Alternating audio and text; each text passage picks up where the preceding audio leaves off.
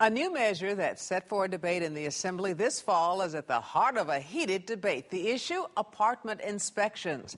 The state already inspects buildings with 3 or more units once every 5 years. But then again, so do municipalities. Trenton lawmakers want to end the city assessment, citing redundancy and cost.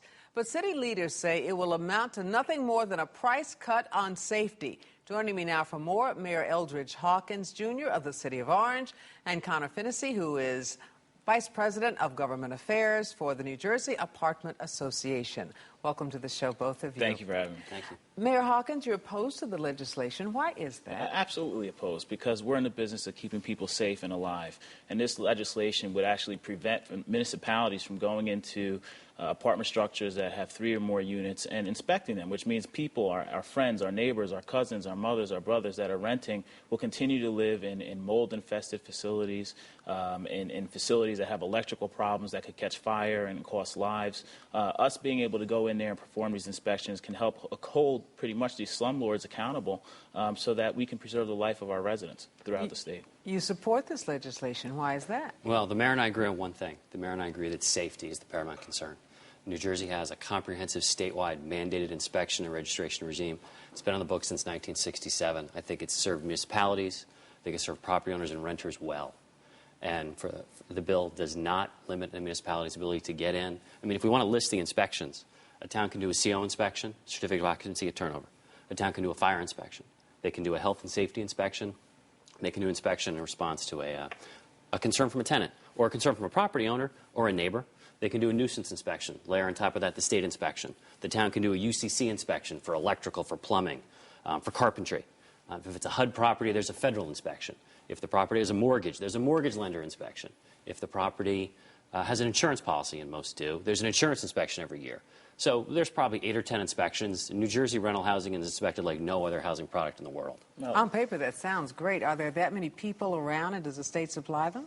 The state absolutely does. The Bureau of Housing Inspection last year performed 200,000 apartment inspections, 130,000 of which were done by the state employees, 70,000 of which were actually done by local inspectors who had been deputized under the SHLIP program. And then when the municipality does the inspection for the state, they actually get part of the revenue. It's a cost-sharing and revenue-sharing issue. All this sounds so well and good, but the reality is in the real world that when the state does these inspections once every 5 years, they spend little or no time in the units, maybe 15 minutes at best, and there's little or no follow-up.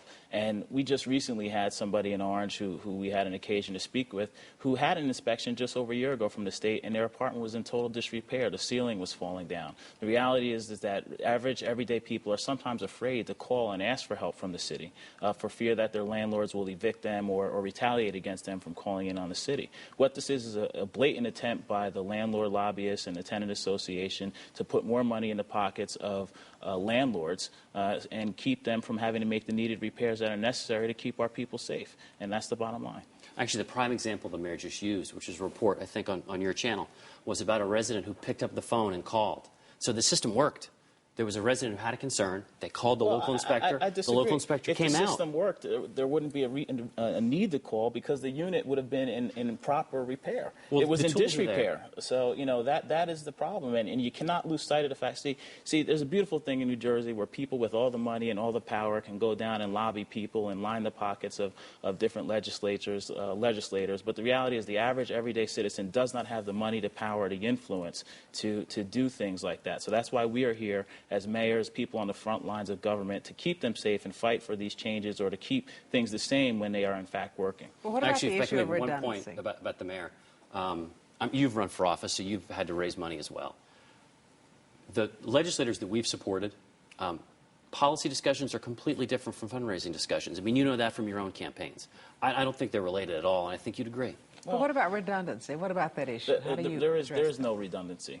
There's no comparing once a year to once every 5 years. To suggest that allowing somebody to live in a cesspool or in substandard housing for 5 years compared to doing annual inspections and addressing that in a timely manner is redundant is ridiculous. So I don't know where they're getting this notion that it's satisfactory to let people live in squalor for 5 years. The residents don't want to live like that, and I don't think that as elected officials we should allow for that to occur.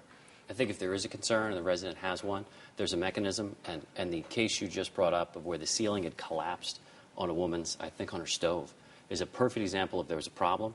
She called the local inspector. The local inspector came out and responded. The system in place worked. No, she didn't call the inspector until several years and months after living in these conditions. And she specifically stated on the record that she didn't call sooner because she was afraid.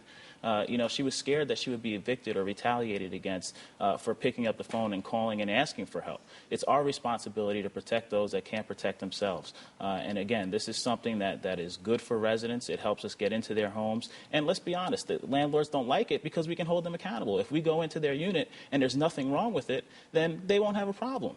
But they don't want to have to expend additional funds keeping their apartments up to code when we go in there annually inspect. That's what this is all about. Could there be compromise? It is about money. But could there be compromise? It's about municipalities trying to raise local revenue. It's not about safety. You actually said that her apartment was that way for years.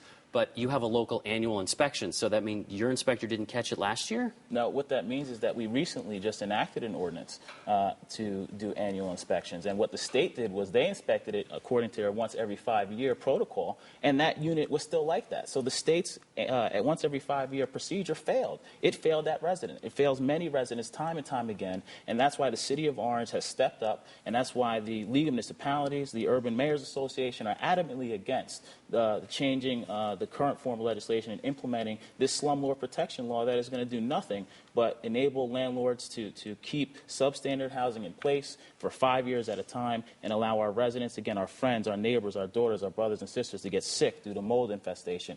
Buildings go up in fire when we're having reduced services due to financial cuts in our economy. We can't afford it as a city. If you think every 5 years, if you think every 5 years isn't enough, you can change that. Thank you for joining us. If you have ideas about topics you'd like to see discussed, please log on to my9tv.com and click on Public Affairs. We want to hear from you.